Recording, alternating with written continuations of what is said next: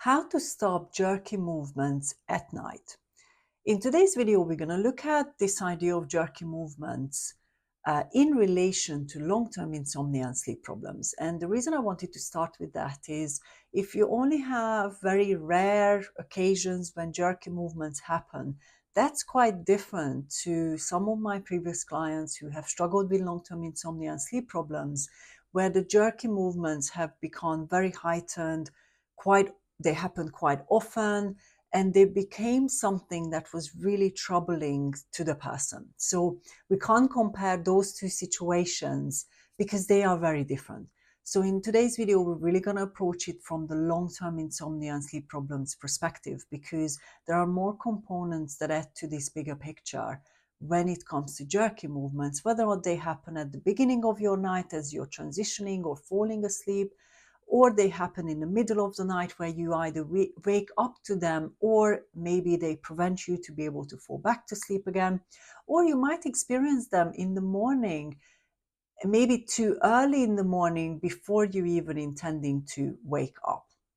So we're going to break them down into three different parts, and I'll talk to you about how I approach them in different ways depending on what the client experiences. Now, before we do that, I wanted to welcome you back as always, if you're part of my community already. If this is your first time watching a video from me, then let me quickly introduce myself. My name is Beatrix Schmidt. I'm a sleep coach, a professional speaker, and the creator of the Sleep Skills for Life program, which I use not only in my one-to-one work, but naturally in the live group sleep coaching program that I facilitate. So this is very much about doing everything that you need and putting in place everything that you need so that you can first successfully overcome your sleep problems and insomnia, and then future-proof your sleep as well, so that you never have to struggle with sleep problems again. And just like I overcame my insomnia many, many years ago, and I future-proofed my sleep, you can do the same. Depending on the complexity of the problem, often it takes an appropriate length of time. So if the sleep problem is more complex, it might take a little longer. If the sleep problem is less complex, then it might actually take a shorter period of time. But the last 10 years of me working with clients, I've seen so many different examples of how people have overcome their insomnia and sleep problems through the things that I taught them. So if you're interested in more of these kind of videos and more of these explanations of how I use certain things in my coaching practice, my sleep coaching practice, then hit that little like button below, hit that little bell, and subscribe to my channel as well. So that way you are going to be seeing the content that I post out in the coming weeks as well. So let's turn our attention back to jerky movements. Now, I'm not going to give you the full-on scientific explanation of what they are and how they happen. There are plenty of great resources that explain them to you, and I'm not even going to label them in any other special way than just jerky movements. So this simplifies our way of sort of talking about this topic in more of a practical way rather than an overly scientific way. But let's just give you a bit of a practical way I explain this to clients. So jerky movements are not abnormal. So when your body and your brain and your mind transitions into sleep, that transitional process basically decreases the amount of wakefulness and increases the opposite. So it's a transitional process. And we don't quite know scientifically exactly why they happen. There's many different sort of research projects and things that looked at it, but there's no one way of describing why they happen. But it happens in that transition when the wakefulness decreases and the sleepy or the sleep transition increases. So they are not abnormal. And one of the first things I want you to take away from today's video is that it's not just about whether or not they happen. It's how you actually respond to what happens. So even I wake up sometimes to a jerky movement, but I'm not letting that event or that jerky movement tell me that now I'm going to have a problem falling back to sleep, or maybe I'm not going to be able to. So that's where we have to respect that they may happen. For some people, the more tired, the more exhausted, the more stressed or pressurized or nervous they feel, the relationship between how that level of heightenedness show up in their nighttime or daytime actually relates to how often they experience these jerky movements, not always. So let's look at how you can even start figuring out what might be the reason why it's more frequent or more heightened. And that's a very good place to start. So if now we establish that jerky movements are not necessarily abnormal, then we have to look at frequency and intensity of these movements that you're experiencing. That's really going to help us to figure out whether or not it is something that you need to medically seek assessment for, or maybe it's just more of a behavioral thing. But this is where the warning comes from. Just because you watch a general video on jerky movements, it's really important not to sort of stop yourself actually seeking an assessment. Some versions of jerky movements can be treated appropriately to their intensity and frequency. This is where this idea of restless legs also come into this idea of movements. So you might actually see that through a very simple medical treatment plan, you're sorting out more than just one layer of these different heightened active movements. So that's really important, is don't continue suffering and just trying things that are maybe not applicable to the intensity of the problem you have. But if, let's say, like most of my clients, you've already had an assessment and nothing really medically obvious came up, and nobody's really offering any treatment plan, then we really look at this other way of looking at it. So let's first start with feeling these jerky movements or experiencing them as you're falling asleep initially at night. Now, one of the things I've seen, and this is where I want you to start looking at your situation as well, is if the client, let's say, feels more and more exhausted, it may have a relationship to how often or how intense these movements are. So I want you to have a little think about, what do you see that is a contributing factor to feeling or experiencing these movements on particular nights? So you want to establish how you think they're unfolding. So for example, if a client is always incredibly exhausted, the body is naturally on edge. That means physically on edge. So jerky movements can actually be more heightened on the days when maybe you are more exhausted, or maybe when you had more of a stressful day. Again, these are just two examples, and they doesn't always mean that these are the two versions. You're going to have your own versions. But you're going to look at what contributing factors there are.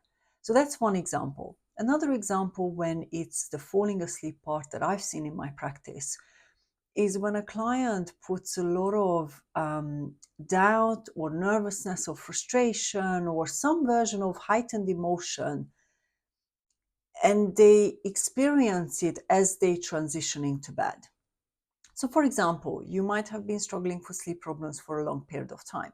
That means even as you're approaching your bedtime, you're already nervous potentially. You might already be anxious. You might already be doubting how tonight is going to be like.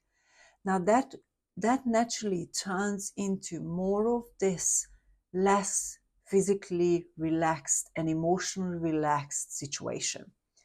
So when you then lie down, are we therefore surprised that all that built up emotion or all that built up lack of relaxation can lead to you maybe having some movements? Naturally, movements can actually act as a release. So I have had clients who have had medical tests for things and nothing really came up. And what we've actually seen is when they were very heightened, either emotionally or when they were extremely exhausted, it actually increased the amount and the intensity of the jerky movements. So that's again one version.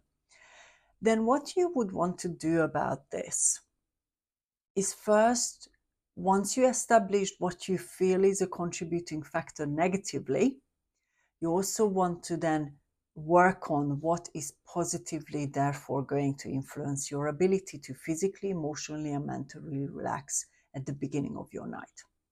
Because when you are more relaxed physically, emotionally, and mentally, you're less likely to have these jerky movements happen, because your body is transitioning in a much more calming and relaxing way. And this is how I describe it to clients. So once we've gone through these first steps, we're going to know what the situation is. We're going to know what the preventing and what the helping components are, and we can work on those. So that's the falling asleep part. But when we turn our attention to either waking up to jerky movements in the middle of the night or experiencing them in the middle of the night, and maybe you're not able to fall back to sleep easily again, they are slightly different. What I found with clients who actually wake up to some sort of a movement is that it becomes almost shocking and it becomes more emotional. And also it can lead to things that, let's say maybe your mind explores. So when you wake up to a jerky movement, it can be quite frightening. So naturally, your emotions might be already really high just through waking up from a jerky movement. But then your mind starts actually thinking about it. So I'm sure you had these situations when you woke up to it and maybe your mind was asking, what's wrong with me? Is there something that I need to be worried about in relation to what just happened? So see, already, if you're waking up to a jerky movement, your mind and your body is already not relaxed. Your emotions are already heightened. So when we look at how you approach the nighttime jerky movements, it's very important to remind your mind and have a chat with your mind that it doesn't mean that you can't fall back to sleep easily again. So separating things. Again, if I have had maybe a very intense dream or something, I might wake up to this jerky thing. I might wake up to some sort of a movement, but my mind doesn't take it out of context. My mind just says, oh, okay, this happened, not a problem at all. Off we go to sleep again or relax again. So that's what I would suggest you really work on in the middle of the night, is to that reassure yourself and you get back to focusing on rest and relaxation first. If you become awake and you become heightened, you're not going to be able to fall asleep necessarily quickly until the level of relaxation, physical, emotional, and mental relaxation, reaches a point of transitioning into sleep. That's the way I practically explain it to my clients. And so there are definitely different ways that, depending on your situation, you can actually work on those things. Then let's talk about the early morning things. So the early morning jerky movements, they're not that different from the middle of the night ones, because often they happen as you're transitioning between, let's say, maybe different sleep stages. So they're still not abnormal necessarily, but how you respond to them is what makes a difference. So what I mentioned about the middle of the night jerky movements actually applies to this one as well. But there's a couple of other things. So if you've woken up to a jerky movements in the morning and then you opened your eyes and you see that it's light outside, often what tends to come into this as an additional layer is time pressure. Oh, what time is this? Am I going to have a chance to sleep more? Do I even need to consider sleeping more? Do I have enough time to sleep more? Or is my sleep quality going to be good enough? So see, early morning, what I've seen in my client work leads to a lot more active thinking. Naturally, because you already had a number of hours of sleep, even if it was limited or small amounts. So you are more perked up, which often leads to the mind being a bit more overactive in the morning. as this jerky movement might have woken you up. So early in the morning, it's very much about this idea of recommitting to sleep, recommitting to first of all rest and relaxation, just like I explained earlier in the middle of the night version. Once you level up the rest and relaxation, that's what's going to give you the foundation to then be able to potentially drift off again.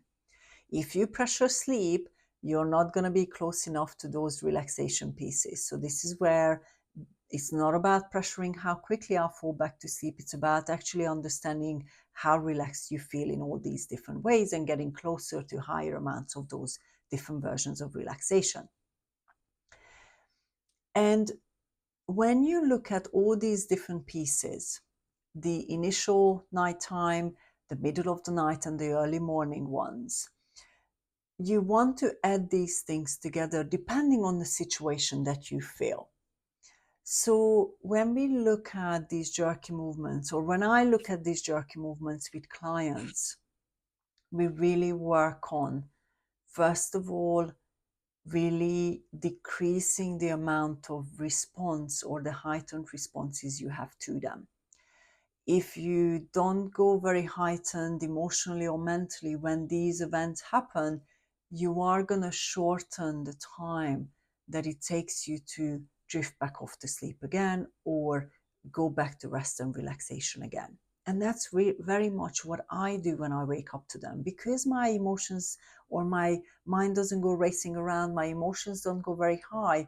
I'm way closer to this version of relaxation physically, emotionally, mentally, which means that it takes me shorter period of time to be able to fall back into sleep in an easy way.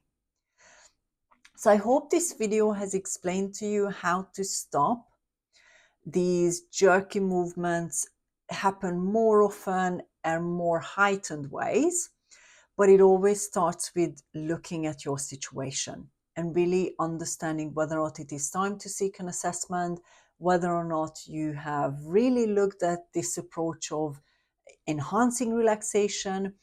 And there are many other different ways or tools that you can put in place. I often simplify it a lot more, because what we don't want is when you wake up to a jerky movement, you then end up needing a 20-minute, 30-minute exercise in order to be able to fall back to sleep again.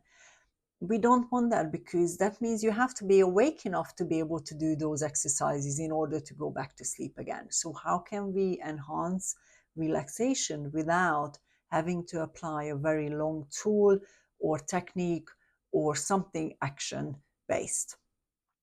So if you've got any question on this topic, feel free to reach out.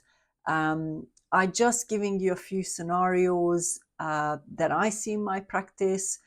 Every scenario often means that it's part of the plan that I put in place for clients, because then not just the jerky movements, but there's going to be other different things that we need to deal with for the clients so they can really overcome their long-term insomnia or sleep problems.